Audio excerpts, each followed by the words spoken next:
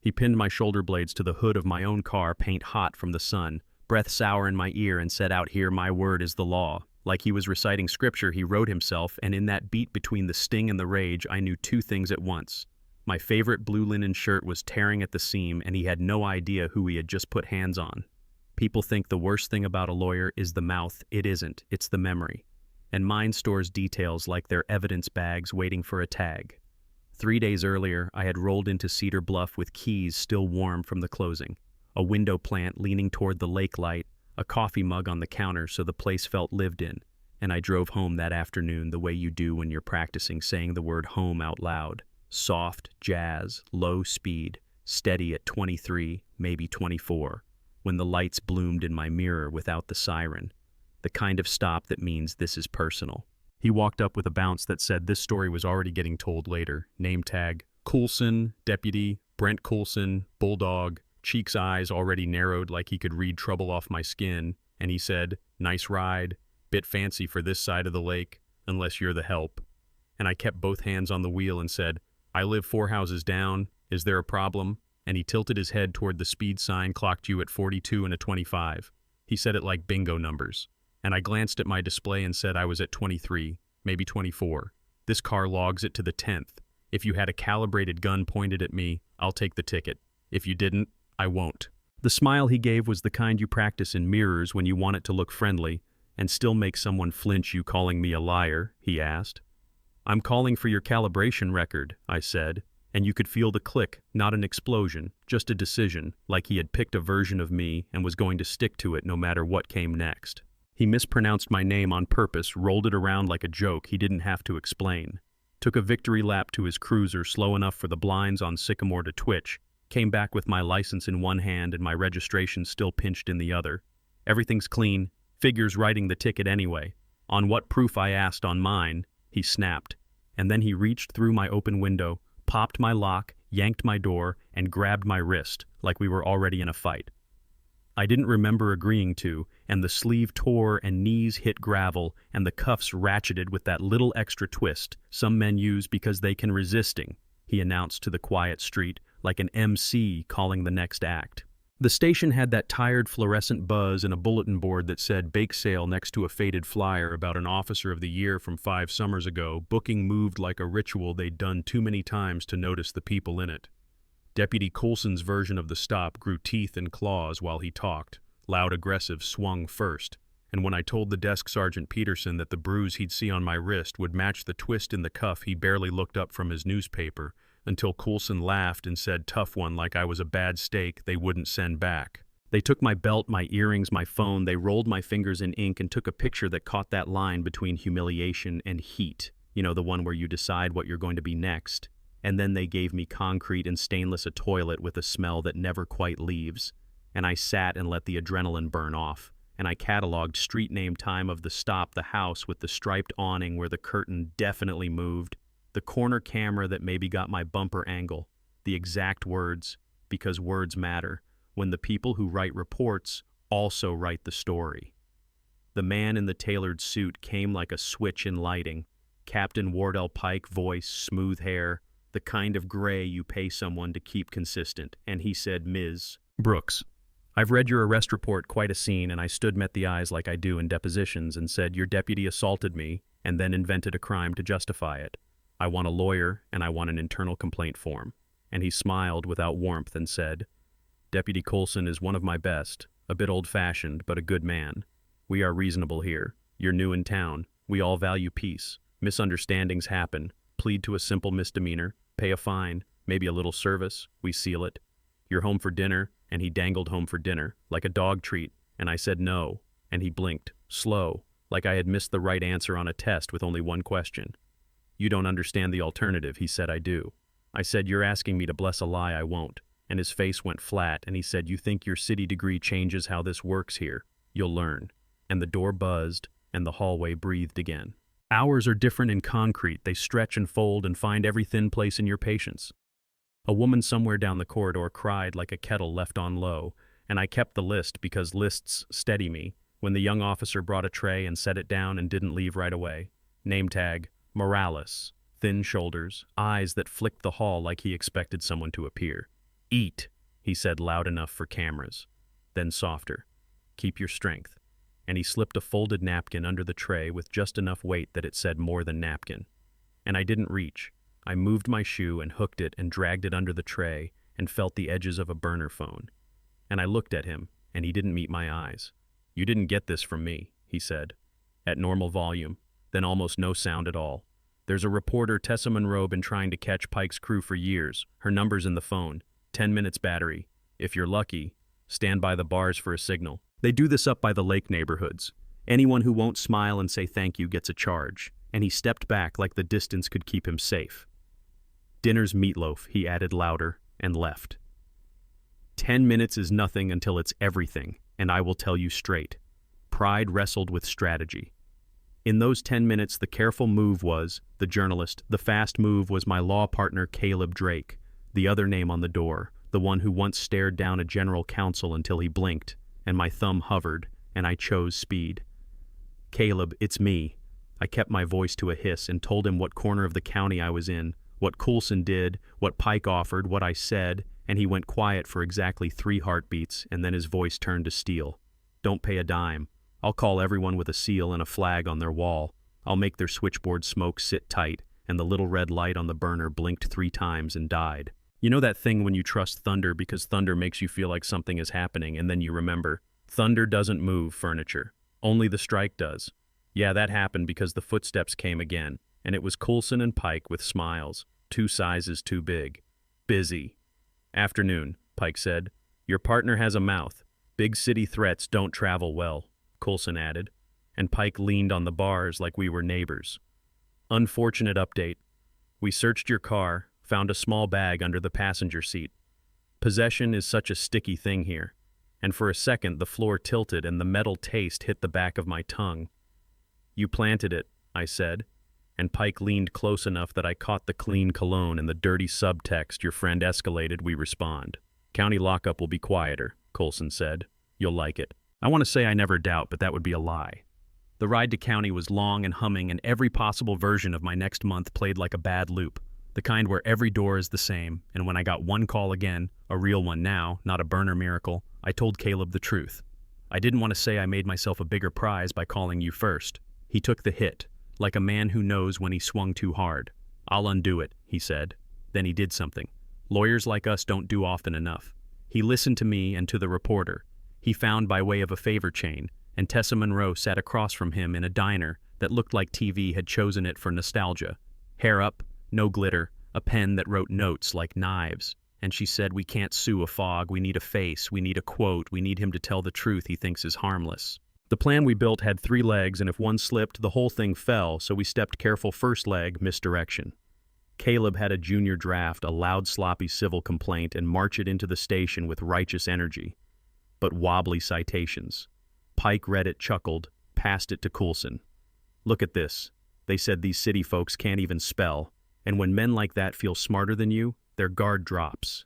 Yeah, you know what I mean? Second leg, receipts. Morales started feeding Tessa notes on napkins tucked under coffee sleeves, names of officers who joked the wrong way and got sent to dead-end shifts, complaint numbers that went missing shifts. When Pike threw closed-door meetings, and Caleb's investigators pulled property records and deposits that didn't line up with salaries. A bass boat in Pike's name registered 3 counties away, a cash down payment in Coulson's file that came from nowhere, and the pattern on Tessa's wall started to look like a disease map. Pins in the lake neighborhoods, same surnames on arrest logs, same phrases in reports, disorderly, non-compliant attitude. The language men use when what they mean is, she didn't bow, third leg, the spark. Tessa sent a note on letterhead that looked impressively bland to a magazine called Badge and Honor, and requested an interview with a local hero who kept an upscale community safe in challenging times. She asked for Deputy Coulson by name, and he showed up in a little interview room, uniform still crisp, swagger, turned up to medium so it felt unstudied. Appreciation. First always. Tessa said, "Thank you for what you do. Folks don't understand the pressure on a place like Cedar Bluff." And he leaned back like a man who finally felt seen. "They sure don't walk me through a recent stop where your instincts were right," she said, and he smiled like a fisherman lifting a bass lady in a luxury EV mouth 2 steps ahead of her. Manners, tearing down Sycamore. I go polite. She goes, lawyer. I set a tone. My partner saw the whole thing. She's the reason we have resisting laws. And Tessa did the little sympathetic nod that moves a conversation down a slope. People say profiling. When what you're doing is order, she said. Profiling is a made-up word for folks who don't live where they pay for peace, he said. And the chief gets it. He gives us the room to do what needs to be done. And Tessa kept her face open and her voice soft. And then the search later must have been a shock finding what you found. And he smirked. Let's just say people run in circles. You trust your gut. Mine's never wrong, and I want you to hear what that means. Not a confession to planting an open window into motive and policy more damning than bragging about a baggie because it shows you the engine. The audio streamed from the recorder pen to a server a state away where Caleb's tech watched the levels move, and when it was over, Tessa walked out with a thank you smile that hid a tremor in her hands. Not fear electricity because she knew what she had, and the file she stacked was an avalanche waiting for sunlight. Audio, where the motive outed itself. Deposit slips that didn't make sense, complaint snapshots. Morales photographed with a cheap pen camera and a pattern chart on a wall with red string only in spirit because we didn't need theatrics, we had dates. We sent it at 9 on a Wednesday to the 3 doors that matter when you need a fuse lit. State Attorney General DOJ Civil Rights, a producer at a network that still cuts in with breaking banners. And the effect was a peculiar quiet that always happens before loud phones pinged, then stopped. And in living rooms across the state, the anchor hair woman said, we interrupt with a developing story, and they played Coulson's voice. Profiling is a made-up word. The chief gives us room, and they put a map on the screen that looked too much like Tessa's to be coincidence, pattern, and practice, they said. And those words have teeth. Captain Pike watched it in his office with a plant behind him turning brown on one side. His phone rang, and he let it. And then he didn't get to choose anymore because the men with badges that outrank your county walked in through the same door citizens use, and in the lobby, the bake sale poster tilted while they passed, and a calm voice said, Captain Wardell Pike, you are under arrest for conspiracy to violate civil rights and obstruction and related offenses. And the room learned a new kind of quiet, the kind that happens when a myth dissolves. Out on Sycamore, Coulson sipped coffee in his cruiser and heard his own voice through the radio like a ghost. You can't talk over, and state troopers boxed him at an angle that didn't scuff the bumper, and the command was the same one he used to like using on other people's hands where we can see them. Deputy and a camera phone caught the exact way his face looked when his cheek hit his own hood. A woman in a green jacket with a U.S. Patch opened my county cell and said, Ms. Brooks, I'm Deputy Marshal Irene Hale, you're coming with us. And the sergeant, who had ignored me for a week, couldn't find the right key fast enough. And when the cuffs came off my wrists, the skin beneath them had its own pulse, and the outside air tasted like metal and sunlight. And Caleb stood under a tree that hadn't decided on summer yet, and tugged my torn sleeve back over my shoulder, with hands that actually shook. I shouldn't have called like that. He said, you called because you hate bullies and because you love me. I said, we just had to change the angle. The whirlwind. After I won't pretend it wasn't heady, Tessa got called relentless on the evening news and shrugged like she had finally been handed the files she'd been promised. Morales resigned with a note that had 1 paragraph and a badge taped to it. 17 officers saw suspension papers or warrants. The state put the department under a monitor with a long official title and 1 job: fix it. Or else people I had never met came to my office with nights. They still dream about a man from Lakeshore who still had a crescent on his forehead from a hood edge, a woman from Falcon Ridge who keeps her citation in her purse like a talisman. And we decided not to go back to business as if this was a blip. We opened the Cedar Bluff Justice Clinic above a consignment store on Oak Street. 2 rooms, a receptionist who used to be a client and knows how to say, take a breath better than any lawyer rules on a whiteboard like be early, translate when needed. Never let someone sign a thing without hearing it out loud. First week, we got a kid's old charge expunged so he could take a job with a background check. Second week, we called a prosecutor and asked why a simple case took 4 years to move 1 inch and didn't hang up until someone said, we'll fix it. And the work changed the taste of my mornings. I kept the blue shirt a seamstress with tiny hands asked if I wanted the mend invisible, and I said no. Leave the thread, and I wore it when I spoke on the steps, because the tear is part of the story, not a stain.